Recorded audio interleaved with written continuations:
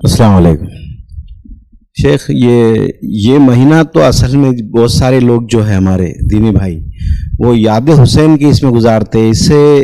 اس سے کیا تعلق ہے؟ یہ سوال تھا. میں نے ایک سوال کیا کہ بہت سارے لوگ اس مہینے میں یاد حسین کے لیے اس مہینے کو گزارتے ہیں، اس سے کیا تعلق؟ تو دیکھیے، ہم تمام جانتے ہیں کہ 10 محرم مطلب محرم کی 10 تاریخ جس کو عاشورہ کہتے ہیں، اسی تاریخ میں ایک جنگ ہوئی تھی جس کو بہت مشہور معروف کربلا کے نام سے جانا جاتا ہے، اور اس میں نواسہ رسول جو ہے علی بن ابی طالب رضی اللہ عنہ کے بیٹے حسین بن علی رضی اللہ عنہما جو ان کی شہادت ہوئی تھی. یقیناً یہ نواسہ رسول ہیں، اور ہم لوگ نبی اکرم صلی اللہ علیہ وسلم اور ان کے خاندان والے اہل بیت اور ان سے متعلق جتنے لوگ ہیں ان سے شدت سے محبت کرتے. یاد رکھیں، اور یہ ایک فطری تقاضا ہے محبت کا کہ ہم نبی اکرم صلی اللہ علیہ وسلم سے اگر محبت کرتے ہیں تو آل رسول سے، اہل بیت سے بھی محبت ہمارے ایمان کا تقاضا ہے. یاد رکھیں، لہٰذا اس دن جو ہے 10 کو جو ہے حسین رضی اللہ عنہ کی شہادت ہوئی تھی، ان کو شہید کیا گیا تھا، جس کے پیچھے ایک طویل واقعہ ہے. وقت نہیں ہے کہ ان تمام واقعات میں ہم جائیں، لیکن یہ ہوا تھا اور ہم کو اس چیز کا غم ہے کہ نبی اکرم صلی اللہ علیہ وسلم کے نواسے کے ساتھ ایسا ہوا. یاد رکھیں، لیکن یہ بات بھی ہم کو جاننا ضروری ہے کہ یہ ایک ہی واقعہ اس دن نہیں ہوا، اور یہ واقعہ نبی اکرم صلی اللہ علیہ وسلم کے دنیا سے جانے کے بعد ہوا.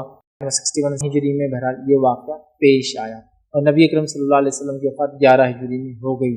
وہ آپ کی وفات کے بعد یہ واقعہ ہوا. یقیناً واقعہ دکھ بھرا ہے، دردناک ہے، اس کا ہم کو افسوس ہے، اس وجہ سے کہ ہم نبی سے محبت کرتے ہیں شدت سے، اور ان کے آل سے محبت کرتے ہیں شدت سے، اور علی بن ابی طالب رضی اللہ عنہ ان کی بڑی فضیلت ہے. یاد رکھیں، ہم جانتے ہیں نبی اکرم صلی اللہ علیہ وسلم کی بیٹی فاطمہ جو کہ خاتون جنت کی سردار ہے، ان کی بڑی عزت اور تعظیم ہم کرتے ہیں. یاد رکھیں، نبی جن لوگوں سے محبت کرتے تھے ان سے محبت کرنا یہ ہمارا ایمانی تقاضا ہے، لہٰذا اس کا ہم کو دکھ اور غم ہے. لیکن یہ بات بھی ہم کو جاننا ضروری ہے کہ نبی کے دنیا سے جانے کے بعد شریعت تو تبھی کمپلیٹ ہو گئی، مطلب جب نبی اکرم صلی اللہ علیہ وسلم دنیا سے چلے گئے شریعت کمپلیٹ ہو چکی تھی. یاد رکھیں، لہٰذا اس کے بعد بہت سارے واقعات ہوئے، ان میں سے یہ بھی ایک واقعہ ہے. لیکن یہ بڑی عجیب بات ہے کہ اسی واقعے سے ہم پورے مہینے کو یاد کرتے ہیں، حالانکہ اس مہینے کے فضائل شرعی اعتبار سے کچھ اور ہی ہے جو میں نے آپ کے سامنے رکھ دی. وہ واقعہ دکھ بھرا ہے، لیکن شریعت میں جو اس کے واقعی اس دن کے عاشورے کے اور محرم کی جو فضیلت ہے وہ 7 تھی جو میں نے آپ کے سامنے آلریڈی رکھ دی ہے. یاد رکھیں، لیکن لوگ اس واقعے کو اس حادثے سے یاد کرتے ہیں. یاد رکھیے، اور پورے مہینے کو انہی کے نام سے نسبت کرتے ہیں. ٹھیک ہے، آل رسول ہیں، علی بن ابی طالب کے بیٹے ہیں، وہ تمام چیزیں اپنی جگہ ہے، نبی کے نواسے ہیں، ایک صحابی رسول ہے. یاد رکھیے، ان سے ہماری محبت ہے، لیکن شرعی اعتبار سے نبی کی دنیا سے جانے کے بعد دین مکمل ہو گیا ان کے جاتے ہی. اس کے بعد کا یہ واقعہ یاد رکھیے، اس کی اپنی اہمیت ہے، لیکن اس سے محرم کی جو حرمت ہے اس پہ کوئی فرق نہیں آئے گا، اور محرم کی فضیلت ہے اس پہ کوئی فرق انشاءاللہ عزیز نہیں آئے گا. یہ افسوسناک واقعہ ہے، یہ ایک الگ چیز ہے، اور محرم کی شرعی حیثیت کیا ہے وہ ایک الگ چیز ہے جو میں لیکچر میں رکھ چکا ہوں. کسی نے ایک سوال کیا کہ عاشورے کے دن کوئی الگ سے نماز پڑھنا ہے کیا؟ تو دیکھیے، عاشورے کے دن روزہ رکھنا ثابت ہے سنت سے، اور نبی اکرم صلی اللہ علیہ وسلم نے خود رکھا، لیکن عاشورے کے دن کوئی مخصوص عاشورے کی نماز نہیں ہے. ہاں، کوئی انسان نفل نماز کبھی بھی پڑھنا چاہے تو پڑھ سکتا ہے، اس میں تو کوئی ممانعت نہیں ہے، لیکن عاشورے کی کوئی مخصوص نماز نہیں ہے. یاد رکھیں. السلام علیکم. کچھ لوگوں کا یہ بھی ہے حدیث اس بارے میں کہ اپنے دسترخوان کو وسیع کرو، اپنے گھر والوں کو اچھا کھلاؤ 10 تاریخ کے روز، تو یہ حدیث کہاں تک صحیح ہے؟ میں نے ایک سوال کیا کہ کچھ لوگ یہ حدیث بیان کرتے ہیں کہ اس دن دسترخوان بچھاؤ، اپنے گھر والوں کو اچھا کھانا کھلاؤ، تو یہ حدیث کہاں تک صحیح ہے؟ دیکھیے، جو باتیں ہم کو نبی اکرم صلی اللہ علیہ وسلم کی روایتوں سے ملتی ہوئی ہے، رمضان کے روزے فرض ہونے سے پہلے اللہ کے رسول صلی اللہ علیہ وسلم یہ روزے کو رکھتے تھے اور اس کا حکم دیتے، مطلب یہ واجب تھا. رمضان کے روزے فرض ہونے کے بعد اللہ کے رسول صلی اللہ علیہ وسلم فرمایا جو رکھنا چاہے رکھے، جو کھانا چاہے کھائے. یہ باتیں ہم کو ملتی ہیں، مطلب یا تو روزہ رکھے یا تو روزہ نہ رکھے. لیکن خاص طور سے کچھ مخصوص کھانے بنانا، یا اس دن دستر کو وسعت دینا، اس دن زیادہ کھانے پکانا یا زیادہ مخصوص کھانے بنانا، یہ سنت سے ثابت نہیں ہے. تو لہٰذا وہ روایتیں جو آپ بیان کریں جس میں یہ ہے کہ جو اس دن دستر کو کشادہ کرے اس کو فلاں فائدہ ملے گا، سنت تو یہ ہے کہ اس دن روزہ رکھنے کا حکم دیا گیا. ٹھیک ہے، تو لہٰذا وہ حدیث سند کے اعتبار سے ضعیف ہے. تو لہٰذا جو صحیح بات ہے وہ یہ ہے کہ اس دن انسان روزہ رکھے. اگر روزہ نہیں رکھتا تو بہرحال پھر وہ کھانا چاہے تو مطلب افطار کرے, مطلب کھاتا رہے جو وہ کھاتا ہے عام طور سے, لیکن مخصوص کھانے بنانے کے تعلق سے کوئی صحیح روایت اس معاملے میں موجود نہیں ہے. کسی نے ایک سوال کیا, محرم کے شروع کے 10 دنوں میں سفر کرنا جائز ہے؟ دیکھیے محرم کے دنوں میں انسان سفر کر سکتا ہے جیسے عام دنوں میں سفر کرتا ہے تو کر سکتا ہے, اس میں کوئی سفر کی ممانعت نہیں ہے. شریعتاً نبی کریم صلی اللہ علیہ وسلم نے قرآن میں اور اللہ کے رسول صلی اللہ علیہ وسلم نے کہیں بھی سفر وغیرہ سے محرم میں منع نہیں کیا, تو لہٰذا محرم کی 1 سے 10 تک یا پورے محرم میں آپ سفر کرنا چاہے تو کر سکتے ہیں. شریعتاً اس میں کوئی مذائقہ اور کوئی قباحت نہیں ہے انشاءاللہ. السلام علیکم ورحمۃ اللہ. شیخ, سنیچر کے دن جو روزہ نہ رکھنے کی ممانعت ہے, تو اگر عاشورے کا روزہ اس دن آ جائے تو بعض حضرات جو ہے تو منع کرتے ہیں, روکتے ہیں, تو ان کو کس طرح سمجھایا جائے اس حدیث کو کہ جس دن سنیچر کے دن منع کیا گیا ہے روزہ رکھ. بھائی نے ایک سوال کیا کہ ہفتے کے دن روزہ رکھنے سے منع کیا گیا سنیچر کے دن, سیٹرڈے, تو اگر اس دن عاشورے کا روزہ آ گیا تو دیکھیے عاشورے کا روزہ ایک تاریخ سے جڑا ہوا ہے, دن سے جڑا ہوا نہیں ہے. تو عاشورے کا روزہ جمعہ کو بھی آئے تو آپ رکھ سکتے ہیں, ہفتے کو آئے بھی تو رکھ سکتے ہیں, یا کسی اور دن بھی آئے تو رکھ سکتے ہیں. تو یہاں وہ ممانعت لاگو نہیں ہوگی جو حدیث میں ہے کہ خالی جمعہ کا اور خالی ہفتے کا روزہ نہ رکھو. جیسا کہ کسی حد تک دیکھا جائے تو آپ کو تو 2 روزے رکھنا ہے, جمعرات جمعہ اگر جمعہ کو بھی آئے تو, یا پھر جمعہ ہفتہ, یا پھر ہفتہ اتوار, تو آلریڈی وہ چپک کے آ رہا. لیکن کسی وجہ سے ایک آدمی ایک ہی روزہ رکھ سکتا ہے, مطلب وہ 10 کا رکھنا چاہ رہا ہے صرف, اور 10 آگے جمعہ کو یا 10 آگے 11 کو, تو وہ ایک بھی رکھ سکتا ہے. حالانکہ رکھنا تو 2, وہ ایک بھی رکھ سکتا ہے. تو چونکہ عاشورے کے روزہ تاریخ سے جڑا ہے, دن سے نہیں جڑا ہے, تو ہفتے کے دن بھی آیا تو رکھنا ہے اور جمعہ کے دن آیا بھی تو رکھنا ہے. ویسے تو 2 رکھنا ہے, لیکن کسی وجہ سے آپ 1 رکھنا چاہتے ہیں اور جمعہ کا ہے یا ہفتے کا ہے تو آپ 1 بھی رکھ سکتے ہیں. چونکہ آپ یہ روزہ جمعے کا اور سنیچر کا نفل نہیں رکھ رہے بلکہ عاشورے کا رکھ رہے ہیں, تو یہاں تاریخ سے چونکہ جڑا ہے اس وجہ سے اس کو آپ ہفتے اور جمعہ کو بھی اگر اکیلا رکھنا چاہے بھی تو رکھ سکتے ہیں, اور اگر اس کے ساتھ ایک ملا لے تو آلریڈی پھر مسئلہ انشاءاللہ حل ہو جائے. کسی نے ایک سوال کیا کہ موسیٰ علیہ السلام جس سمندر کے اندر سے گئے وہ کون سا سمندر ہے؟ دیکھیے اب اس تعلق سے ہمارے پاس کوئی بہت تاریخی حوالے تو موجود نہیں ہے کہ وہ کون سا سمندر تھا.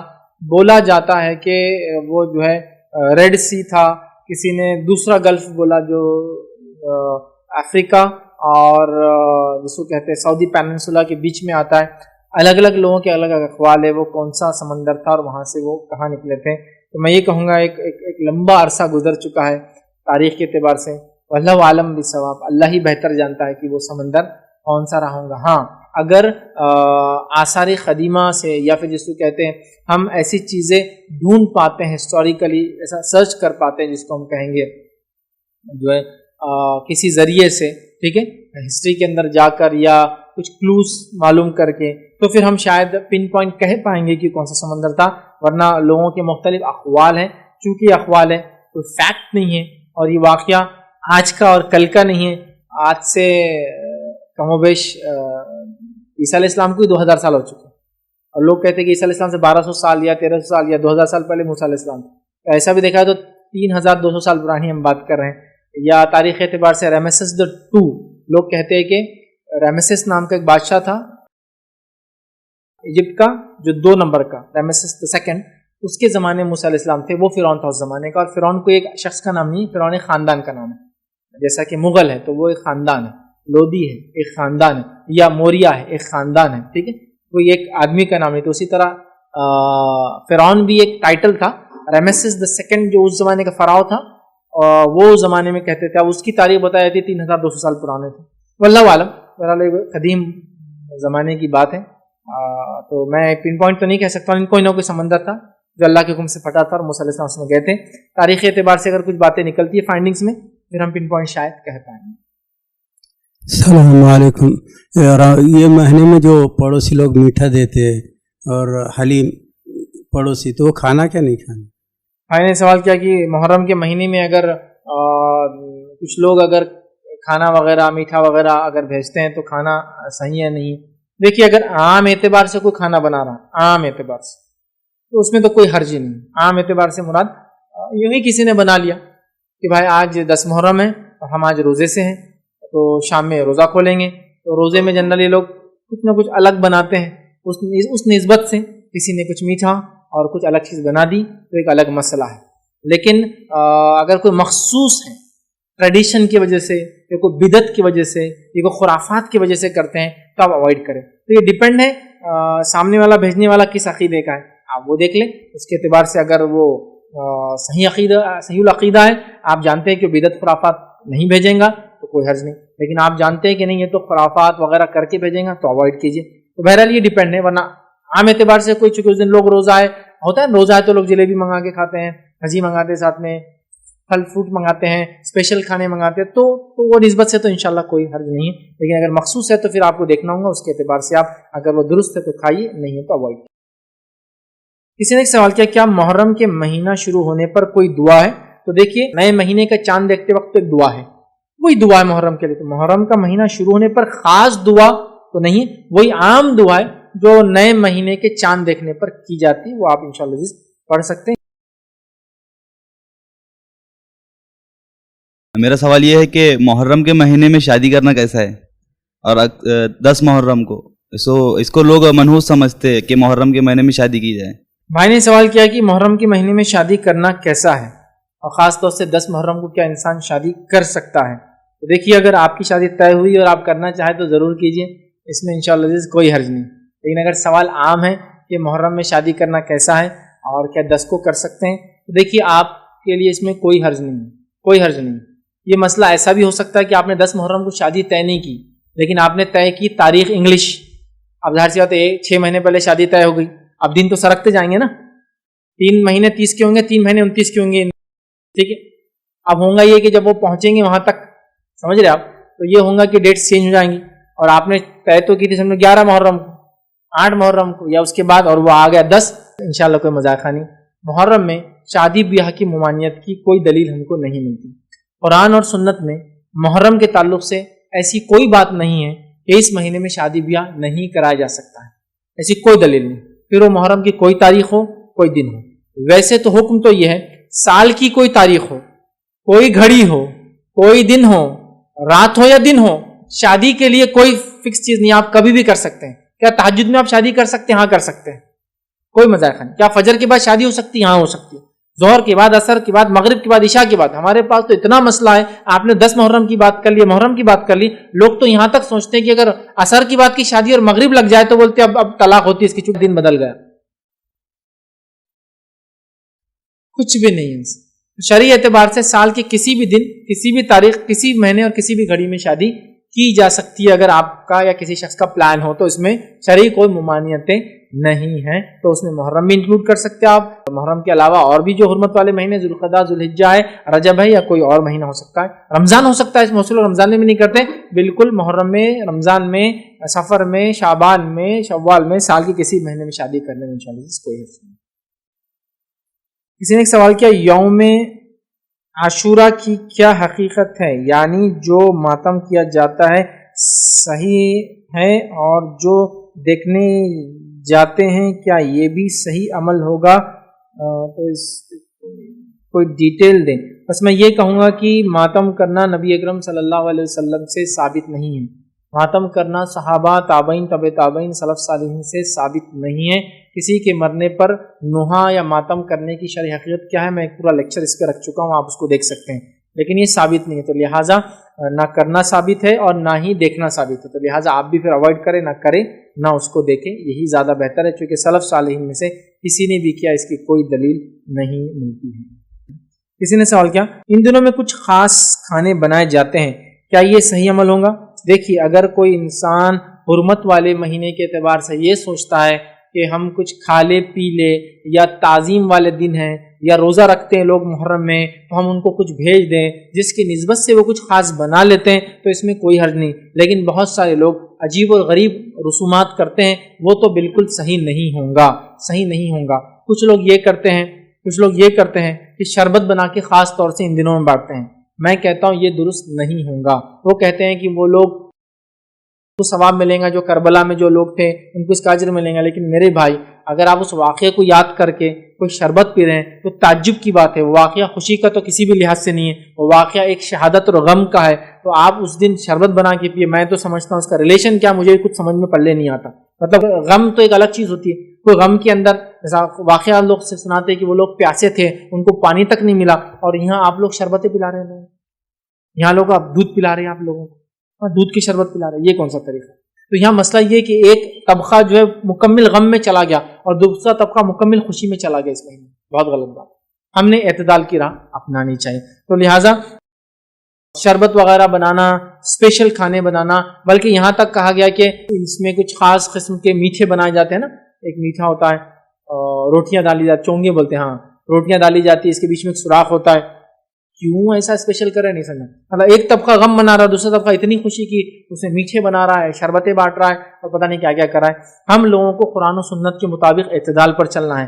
نبی محترم صلی اللہ علیہ وسلم اور صحابہ نے کیا اس دن میں کیا کیا وہ ہمیں دیکھنا ہے. ان کی زندگیوں سے آپ دیکھ لیں اور وہ عمل کریں. انشاءاللہ عزیز میں سمجھتا ہوں ہمارے لیے دنیا اور آخرت کے لیے عمل کافی ہو جائیں گا. تو افراط اور تفریط کے ہم یقیناً شکار ان معاملوں میں نہ بنیں. السلام علیکم فیض بھائی، 10 محرم کے دن کچھ اعلان ہوتا مسجد میں، اس وقت خاموشی اختیار کرنا چاہیے بولتے ہیں، تو وہ کرنا کیسا صحیح ہے؟ بھائی نے سوال ہے کہ 10 محرم کو کچھ مسجد میں اعلان ہوتا اور کہا جاتا ہے کہ خاموشی اختیار کرو، ایسا کرنا کیا صحیح ہے؟ واللہ عالم، میرے علم میں ایسا کوئی عمل 10 محرم میں نہیں جس میں مسجد سے اعلان کیا جائے اور اس پر خاموشی اختیار کی جائے. اب یہ کیوں کر رہے ہیں لوگ، واللہ عالم. نبی اکرم صلی اللہ علیہ وسلم کے زمانے میں، آپ کے بعد صحابہ کے زمانے میں ہم کبھی نہیں پاتے کہ ایسا کچھ بھی اعلان 10 محرم کو اور انہوں نے خاموش ہونا. لہٰذا ہم اپنے دل سے کوئی کام ایسا نہ کریں جو سنت سے ثابت نہ ہو، وہی ہمارے دنیا اور آخرت کی یہ خیر ہے انشاءاللہ. کسی نے ایک سوال کیا کہ اسلامی نئے سال محرم کی مبارکباد دی جا سکتی ہے کیا؟ دیکھیں، اسلامی نیا سال محرم یہ تب ہوا جب نبی اکرم صلی اللہ علیہ وسلم کے جانے کے بعد عمر ابن خطاب کی دور خلافت میں 17 ہجری میں اس کو پہلا مہینہ مانا گیا. تو گویا نبی اکرم صلی اللہ علیہ وسلم کے زمانے میں یہ پہلا مہینہ تھا ہی نہیں سال کا، اور نہ ہی اس سے سال چالو ہوتا تھا. مہینے پورے تھے لیکن وہ سرکل میں تھے، سٹارٹ اور اینڈ نہیں تھا. مطلب بس مہینے کے بعد مہینہ، مہینے کے بعد مہینہ، مہینے کے بعد مہینہ تھا. عمر ابن خطاب رضی اللہ عنہ کے دور میں جب اکاؤنٹس کا ایشو آنے لگا تو ایک سٹارٹنگ منتھ اور ایک اینڈنگ منتھ کی ضرورت تھی. آپ نے کہا کیوں نہ محرم سے اسلامی کیلنڈر شروع کیا جائے. تو نبی اکرم صلی اللہ علیہ وسلم کے زمانے میں نہ ہی یہ کیلنڈر کا پہلا مہینہ تھا اور نہ ہی آپ نے کوئی اس کو سال کا پہلا مہینہ مانا، لیکن ضرورت کے تحت بعد میں بنایا گیا اور صحابہ اس پہ خاموش رہے، لہٰذا یہ سال کا پہلا مہینہ بن گیا. تو لہٰذا یہ تو تب تھا ہی نہیں. تو اب اس پہ شرعی اعتبار سے ہم کو حکم مل ہی نہیں سکتا کہ یہ پہلا مہینہ چونکہ نبی اکرم صلی اللہ علیہ وسلم کے زمانے میں نہیں تھا، ہم اس کو یہ کہہ نہیں سکتے کہ اس کو مبارکباد دی جائے، کیونکہ اللہ کے رسول کے دور میں تو دی نہیں گئی. تو لہٰذا اوائڈ کرنا ہی زیادہ بہتر ہے. یاد رکھیں. ہاں، احتساب کے حساب سے اگر کوئی یہ کہہ رہا ہے کہ ایک سال گزر گیا، احتساب سمجھتے نا، سیلف جس کو کہیں گے ریکٹیفیکیشن کے لیے، یا جس کو کہیں گے محاسبہ، اپنے آپ کو جس کو کہیں گے انالائز کرنا، اپنے آپ کی گرفت کرنا، اکاؤنٹیبلٹی کرنا اپنے آپ کی کہ ایک سال میری زندگی گزر گیا، کیا کیا میں نے، پچھلی محرم آئی تھی اور یہ محرم آ گئی، 1 ایئر میرا کیسا گزرا، نیکی کی تو خوشی کی بات تھی اور گناہ اور معصیت میں گزری تو مجھے بہت سخت توبہ کرنے کی ضرورت ہے، زندگی بدلنے کی ضرورت ہے. ایز اے اکاؤنٹیبلٹی یاد کرنا ایک الگ چیز ہے، بٹ اسپیشلی کوئی مبارکبادی وغیرہ دینا سنت سے ثابت ہو ہی نہیں سکتا، کیونکہ اس زمانے میں اس کی شروعات سال کی ایسی ہوتی ہی نہیں تھی. کسی نے ایک سوال کیا کہ کیا محرم میں مہندی لگانا منع ہے؟ دیکھیے، مہندی کے تعلق سے کوئی حدیث ہی نہیں ہے کہ اس کو کب لگایا جائے اور کب نہ لگایا جائے. حدیث میں صرف اتنا ہے کہ نبی اکرم صلی اللہ علیہ وسلم نے ایک بار ایک ہاتھ دیکھا تو کہا یہ کس کا ہاتھ ہے؟ تو کسی نے کہا یہ عورت کا ہاتھ ہے. تو کہا پھر وہ مہندی لگاتی، مطلب عورت اگر ہے تو مہندی لگانا چاہیے ہاتھ پہ. آپ نے پسند کیا تو لہٰذا آپ مہندی لگائیں، لیکن اس کی کوئی شرعی میں نے ایسی کوئی دیکھی نہیں کہ یہ گھڑی لگانا افضل ہے، یہ گھڑی لگانا مفضول ہے، نہیں، یا یہ گھڑی لگانا منع ہے. یہ کبھی بھی لگایا جا سکتا ہے، چاہے انسان خوبصورتی کے لیے لگائے یا بیماری کے علاج کے لیے بھی مہندی کام آتی ہے نا، تو آپ لگا سکتے ہیں اس میں. تو اس کے لیے میں نہیں کہوں گا کوئی خاص مہینہ، کبھی بھی لگائے، اس میں انشاءاللہ دن رات کوئی ممانعت کی دلیل تو نہیں ہے. السلام علیکم ورحمۃ اللہ. فیض بھائی، یہودیوں کے تعلق سے تو آتا کہ وہ موسیٰ علیہ السلام جب بنی اسرائیل آزاد ہوئے تو خوشی مناتے، یہ عیسائی کیوں مناتے ہیں خوشی، یا مناتے تھے؟ میں نے سوال کیا کہ یہود و نصارہ کا میں نے کہا تذکرہ ہے روایتوں میں، تو یہود تو اس لیے مناتے تھے کہ وہ موسیٰ علیہ السلام کو نبی مانتے تھے. عیسائی کیوں اس کو مناتے تھے؟ تو دیکھیے، ایک چیز ذہن میں رکھیں، آدم علیہ السلام سے لے کر محمد صلی اللہ علیہ وسلم تک یہ انبیاؤں کا سلسلہ ہے. یہود جو ہے وہ آدم علیہ السلام سے لے کر یحییٰ علیہ السلام، یحییٰ ابن زکریا، یحییٰ علیہ السلام تک، جان دی بیپٹسٹ، یہاں تک سب کو نبی مانتے ہیں. وہ عیسیٰ علیہ السلام اور محمد صلی اللہ علیہ وسلم کو نبی نہیں مانتے. ईसाई क्रिश्चियंस वो आदम अलैहिस्सलाम से लेकर ईसा अलैहिस्सलाम तक सबको नबी मानते हैं, जीसस मोहम्मद सल्लल्लाहु अलैहि वसल्लम को नहीं मानते। मुसलमान होने के नाते हम आदम अलैहिस्सलाम से लेकर मोहम्मद सल्लल्लाहु अलैहि वसल्लम तक सबको नबी मानते हैं। तो जो ज्यूज के जितने नबी हैं यहूद के, वो क्रिश्चियंस के भी पूरे हैं, इंक्लूडिंग ईसा अलैहिस्सलाम, जीसस। और मुसलमान जो है पूरों को ही मानते हैं शुरू से लेकर। तो गोया यहूदी जिसको नबी मानते हैं, ईसाई भी इसको मानते हैं और हम भी मानते हैं, सिवाय इसके कि यहूदी 2 को नबी नहीं मानते हैं और ईसाई 1 को नबी नहीं मानते हैं। और हमारा दावा है कि हम सारों को मानते हैं, अव्वल से लेकर आखिर। तो चूंकि यहूदी खुशी मना रहे थे 10 को कि अल्लाह ताला ने मूसा अलैहिस्सलाम को आज़ादी दी, ऑटोमेटिकली वो ईसाइयों के भी नबी है, वो भी उसकी खुशी मना रहे थे। और चूंकि मूसा अलैहिस्सलाम हमारे नबी भी है, ऑटोमेटिकली नबी अकरम सल्लल्लाहु अलैहि वसल्लम ने भी उस दिन खुशी शुक्राने का रोजा रखा, तो वह हम उनकी खुशी में शामिल हुए। तो लिहाजा उस एतबार से यहूद और नसारा, चूंकि दोनों के लिए नबी वही है, कॉमन थे, इस वजह से ईसाई भी इसको मना रहे थे। और मोहम्मद सल्लल्लाहु अलैहि वसल्लम ने भी इस दिन शुक्राने का रोजा रखकर ये बता दिया कि ज़मीन और ज़माने के फ़र्ज से हमारी मोहब्बत कम्युनिटी मुसलमान वो भी थे, उनको अल्लाह ने आज़ादी दी, नजात दी, तो उनकी खुशी में हम भी शामिल हैं। अस्सलाम वालेकुम। इक़रा बिस्मि रब्बिक में सजदा है, पहला सजदा नहीं है। तो हमने कितने बार सजदे करना चाहिए महीने में, हमने खुद जैसे, और क्या फजीलत जो सजदे आते हैं, हाँ जो सजदे, और उसकी क्या फजीलत है सजदे की? भाई ने सवाल किया कुरान के सजदों के ताल्लुक से उसकी क्या फजीलत है। देखिए कुरान के सजदों की क्या फजीलत है वो तो हम नहीं जानते, लेकिन नबी अकरम सल्लल्लाहु अलैहि वसल्लम ने जब वो आयतें मखसूस पढ़ी गई तो उन पर सजदा किया, ठीक है। तो सजदा तिलावत जिसको बोलते हैं, तो वो सजदा तिलावत है, उसमें वही तस्बीहात पढ़ना जो तस्बीहात आप आम सजदे में पढ़ते हैं। उसके अलावा भी कुछ तस्बीहात नबी अकरम सल्लल्लाहु अलैहि वसल्लम से साबित है, आप उसको देखिए, अगर पढ़ना चाहता आप वो भी उसमें पढ़ सकते हैं। अब रहा मसला ये सजदे तिलावत, क्या ये फर्ज वाजिब है या मुस्तहब है? तो याद रखिए उमर इब्न खत्ताब रजी अल्लाह ने एक बार जुमा खुतबा दिया, खुतबे में आपने सजदे तिलावत की आयत पढ़ी और उसके बाद उतरे मिंबर से और सजदा किया। उसके बाद दूसरे बार आपने फिर खुतबा दिया और सजदे तिलावत की दूसरी आयत पढ़ी और सजदा नहीं किया, और लोगों से कहा लोगों मैंने ये इसलिए किया कि तुमको बता दूं सजदा करना जरूरी नहीं है, वाजिब नहीं है। तो वह सजदे तिलावत आप कर भी सकते हैं, और अगर किसी वजह से आप ना भी करें तो इंशाल्लाह इसमें कोई हर्ज नहीं है, मजायका नहीं है, लेकिन करना चाहिए, एक अच्छी बात है। लेकिन किसी वजह से आप ना कर पाए, चूंकि बहुत सारे लोग कुरान को डर से नहीं पढ़ते, बोलते अरे कुरान में इतने सजदे 13 है 14 उसमें इख्तिलाफ भी है और मेरे से छूट गया तो मुझे क्या अजाब मिलेगा, क्या गुनाह मिलेगा। सजदे करना याद रखिए जो तिलावत के होते हैं ये ज़रूरी नहीं है, लेकिन करना चाहिए, ये सुन्नत है, याद रखिए। हज़रत उमर ने करके बताया, आपने किया। ऐसे बहुत सारे अमल है जो खुलफा राशिदीन और खासतौर से किबार साहबा ने कभी करके बताया और कभी रुक के बताया। जैसे कि अबू बकर सिद्दीक रजी अल्लाह अन्हु जब खलीफा रहे और उमर इब्न खत्ताब जब खलीफा रहे, दोनों कुर्बानी नहीं करते थे। सिर्फ लोगों को ये बताने के लोगों ये फर्ज नहीं है, क्योंकि लोगों ने फर्ज के हद तक ले गए थे और इतना उसमें गुलू कर रहे थे कि हर आदमी अपने तरफ से एक जानवर जुबा कर रहा था। तो दोनों शेखैन ने, मतलब दो बड़े सहाबा जिनका बड़ा मुकाम है, इन दोनों ने कुर्बानियां नहीं की, लोगों को बताने के लिए कि ये वाजिब नहीं है, ये सुन्नत है, ये सुन्नत मुअक्कदा है। याद समझ रहा? कुछ लोग बोलते नहीं उनका वो खास अमल था, खास फेल था 2 सहाबा का। नबी के जिंदगी यहाँ दुनिया से जाने के बाद अब कोई खास फेल को इजाद कर ही नहीं सकता, वरना बिदअत में शुमार होता है। वो फेल वही होगा अब जो नबी से निकाला। खास फेल ये था कि इस्तिताअत होते हुए भी नहीं करते थे, ताकि लोगों को बताए, लोगों जो तुम भाग रहे हो, हर आदमी अपने तरफ से एक एक कर रहा है, इसकी जरूरत नहीं है। नबी के जमाने में तो एक इंसान एक हिस्से के अंदर या एक बकरी के अंदर पूरा घर अपने अपने अपने और अपने अहलवाल की तरफ से कुर्बानी करता था। तो ये सिर्फ बताने के लिए उन्होंने एहतियात। तो ऐसे वाक़यात बहरहाल हमको मिलते हैं, तो लिहाजा सजदे तिलावत आप करें, वो सुन्नत है, करना चाहिए, लेकिन किसी वजह से ना भी कर पाए तो इंशाअल्लाह आप गुनाहगार इस मामले में इंशाअल्लाह। फैज़ भाई अभी भी अमल है यहूदियों का रोज़े के उस बारे में? क्या आज तो उनके माहौल वगैरह कुछ आप सल्लल्लाहु अलैहि वसल्लम के दौर में तो थे शायद, अब भाई का सवाल है क्या आज भी यहूदी वो एक रोज़ा रखते हैं जो आशूरे का था? देखिए इस मामले में वल्लाहु आलम, चूँकि वो मजहब और उसके मानने वाले लोग तादाद में बड़े कम हैं। मैंने बड़ी कोशिश की थी, लोगों ने सवाल किया था नमाज पढ़ने का तरीका यहूदियों का क्या है वगैरह वगैरह।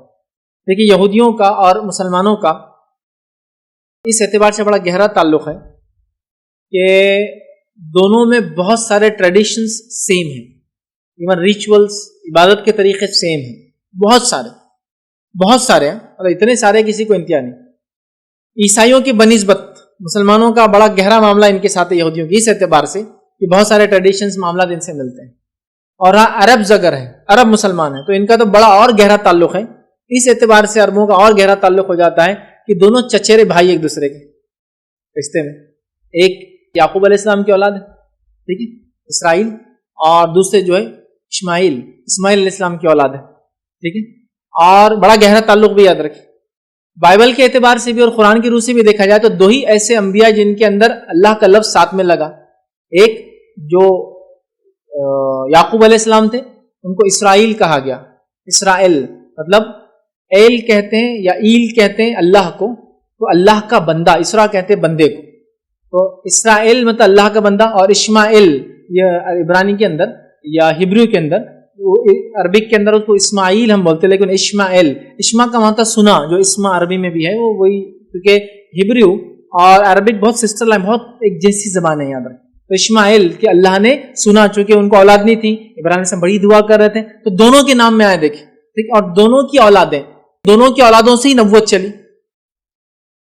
جو ہے اسرائیل مطلب جو ہے یعقوب علیہ السلام سے نبوت کا سلسلہ چلا کب تک؟ عیسیٰ علیہ السلام تک. اور اسماعیل علیہ السلام کی اولاد میں کوئی نبی نہیں آیا اللہ کے آخری نبی محمد صلی اللہ علیہ وسلم. تو یہودیوں سے ہمارا بڑا گہرا تعلق ہے، لیکن انہوں نے اپنے دین کو چینج کر دیا. بہت سارے ریتی رواج، ریچولس انہوں نے بدل دیے. علاقے، زمین، زمانے کے اعتبار سے انہوں نے اپنے آپ کو چینج کر لیا. یاد رکھیں، ٹھیک ہے. تو لہٰذا کیا آج وہ روزے رکھتے ہیں؟ واللہ عالم، مطلب میرے علم میں نہیں. جیسے ایک بار کسی نے نماز کا پوچھا تھا، میں نے بتایا وہ 3 ٹائم نماز پڑھتے ہیں. ہم نے دیکھا اس کے بعد نماز میں وہ لوگ خیرت کرتے ہیں کہ امام ہوتا ہے، توریت سامنے رکھی ہوتی ہے، گھما گھما کر پڑھتا ہے، پیچھے پڑھتے ہیں. لیکن ان کے پاس کئی مختلف طریقے نمازوں کے، صرف یہ ایک نہیں ہے. کوئی سجدے کرتا ہے، کوئی رکوع کرتا ہے، کوئی صرف رکوع کرتا ہے، کوئی گھٹنوں پہ بیٹھتا ہے. کئی چیزیں ہیں، اور جس سے پوچھو وہ ایک نیا جواب دیتا ہے. مطلب وہ کوئی ایک جیسا حتمی نہیں. جیسا مسلمانوں سے آپ پوچھیں نماز کا طریقہ تو ایک ہی جواب ملیں گا. قیام کرنا ہے، رکوع کرنا ہے، 2 سجدے کرنا ہے، پھر دوسرا قیام کرنا ہے، پھر اس کے بعد قاعدہ کرنا ہے، اس کے بعد تیسرا قیام کرنا ہے، اگر آگے کی رکعتیں نہیں تو سلام پھیرنا ہے. تو یہ کامن ہے، کسی بھی مسلک اور کسی بھی طبقے میں جائیے نماز کا طریقہ کامن ملے گا. لیکن جوز اینڈ کرسچنس میں ویریس ٹریڈیشنس ہیں جس طریقوں سے وہ عبادت کرتے ہیں، رب کو خوش کرنا چاہتے ہیں، چاہے نماز بولیے ان کی یا پکارنا نماز کے مطلب بلانا نماز کے لیے، سب الگ ہے. تو آج کیا رکھتے ہیں واللہ عالم، میرے علم میں بالکل بھی ایسی کوئی بات نہیں ہے کیا وہ رکھتے ہیں یا آج کے دن وہ نہیں رکھتے ہیں روزہ.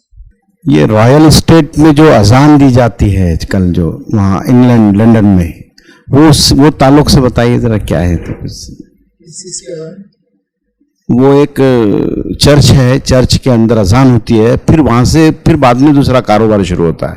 ابھی وہ وائرل ہو رہا ہے اس پر، ویڈیو پر بھی، واٹس ایپ پر بھی. ادھر میں نے ایک سوال کیا کہ ایک وائرل ویڈیو ہو رہا ہے جس میں ایک آدمی چرچ میں اذان دیتا ہے، پھر کام شروع ہوتے ہیں. دیکھیے ایک بیچ میں وہ ویڈیو کے بارے میں تو نہیں جانتا، لیکن بیچ میں بہت ساری گورنمنٹس نے خاص طور سے یورپ میں اور امریکہ میں یہ کیا گیا تھا کہ جو ایک طبقے کے خلاف، جو کہ مائنورٹی ہے وہ کنٹریز میں مسلمان، ان کے خلاف جو ہیٹریڈ ہو رہا تھا ایشینز کے اگینسٹ یا پھر مسلمز کے اگینسٹ، جس میں سکھوں کو بھی وہ گھیر لے رہے تھے، مار رہے تھے، کسی کو شوٹ کر دیا، کسی کو جلا دیا، مسجدوں میں آگ لگا دی، قرآن پھاڑ دیا، غلاظت پھینک کے جا رہے تھے. تو گورنمنٹ کی طرف سے ایک پروگرام شروع ہوا تھا. وہ یہ رہا تھا کیونکہ مسلم مائنورٹی ہے، وہ مسلمس کو چرچز میں انوائٹ کر رہے تھے، وہاں کچھ قرآن کی تلاوت وغیرہ اس کے ترجمے ہو رہے تھے، کچھ لوگ اذانیں دے رہے تھے، تو الگ الگ لوگوں کو انوائٹ کر رہے تھے اور ایک جوائنٹ پروگرام ہو رہا تھا.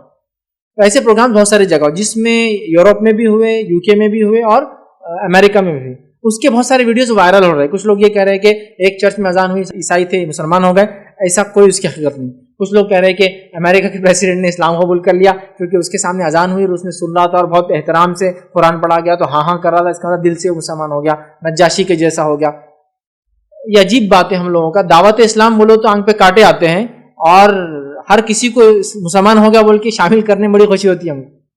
حال ہی میں کسی نے ایک ایسٹرونٹ جو جا کر آیا بولے وہ مسلمان ہو گیا. میں نے کہا نہیں ہوا، وہ بولے اوپر گیا، اس نے چاند دیکھا، چاند میں 2 ٹکڑے تھے، قصے تو اتنے اسی کو انتہا نہیں، اور بولے مسلمان ہو. تھوڑے دن بعد ایک ویڈیو آئی وہ شرک کرتے ہیں. میں نے کہا اب کیا ہوا، اب مرتد ہو گیا ہو؟ بولے نہیں. تو ہم کو بڑی خوشی ہوتی ہے، نیٹ کے اوپر یہ بڑی وہ ہوتی ہے. تو ایسے بہت سارے ویڈیوز ہیں جس میں چرچز میں مسلم امام کو بلایا گیا جنہوں نے تلاوت قرآن کی قاریوں نے، اور اس کے بعد ان کا ترجمہ پڑھا گیا تاکہ مذہبی جو ہے جس کو کہیں گے یکجہتی یا میل ملاپ قائم کیا جائے، اور جو ہیٹریڈ اس مسلمان، اسلام، مسجدوں کے خلاف، آپ صلی اللہ علیہ وسلم کے خلاف، قرآن کے خلاف ہو رہا تھا، اس کو کم کرنے کی ایک کوشش تھی ان لوگوں کی، ایک اچھی کوشش تھی. اس میں بہت سارے مسلمان پارٹیسپیٹ کیے اور اسی بہانے اسلام انٹروڈیوس ہو لوگوں تک. تو میں سمجھتا ہوں اسی قسم کے ویڈیوز ہیں، ورنہ میرے علم میں تو ایسا کوئی چرچ نہیں ہے جس چرچ میں اذان سے جو ہے ان کا کاروبار چالو ہوتا ہے اور ان کے پاس کوئی اس کا ریزن بھی نہیں. ہاں یہ الگ بات ہے اگر کوئی ایسے لوگ ہو جو عربک جانتے ہو اور قرآن ان کو ایز کوئی نغمہ، کوئی گیت، کوئی نظم اچھا لگ رہا ہو اور وہ پڑھ رہے ہوتے ایک الگ بات ہے. میں اس کو تو نہیں ڈیفائن کر پاؤں گا وہ کیوں پڑھ رہے ہیں، بٹ ایز سچ ایسا کوئی میرے پاس انفارمیشن نہیں ہے کہ کوئی چرچ میں ایسی شروعات ہو اور وہ اپنے کام کی شروعات اس سے کر رہے ہوں. اسی پہ اپنی بات کو ہم ختم کریں گے. وآخر دعوانا الحمدللہ رب العالمین. سبحان ربک رب العزۃ عما یصفون وسلام علی المرسلین والحمد للہ رب العالمین.